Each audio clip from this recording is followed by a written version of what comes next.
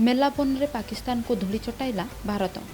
शेष बॉल रे रोमांचक विजय हासिल कला टीम इंडिया। टी20 टक्कर रे सामना सामनी होइथिले भारत पाकिस्तान। पाकिस्तान 20 ओभर 160 रन करथिबा बेले भारत 20 ओभर 161 रन करी विजय हासिल करिछि। रविवार दिन विश्वकप रे भारत पाकिस्तान मध्य टी20 मैच खेला जाइथिला। मैच आरंभ पूर्व उत्सव मुखर होइथिला मेलबोर्न सहर। गोटे पटे टीम इंडिया नील जर्सी एवं अन्य पटे पाकिस्तान सबुज जर्सी रे नजर आसथिले उभय टीम। उभय देशर संस्कृति प्राय समान थिला। सेथिपाई मैच आरंभ हेबा आगरु मेलबोर्न सहर रे वाद्ययंत्रर ध्वनि शुणिबाकु मिलिथिला। विशेष कथा हेउछि भारत एवं पाकिस्तान दलर प्रशंसक माने बॉलीवुड गीत रे नाचुथिबार नजर आसीथिले। उभय दलर प्रशंसक माने मध्य निज निज दलर विजय पाई दाबी करुथिले।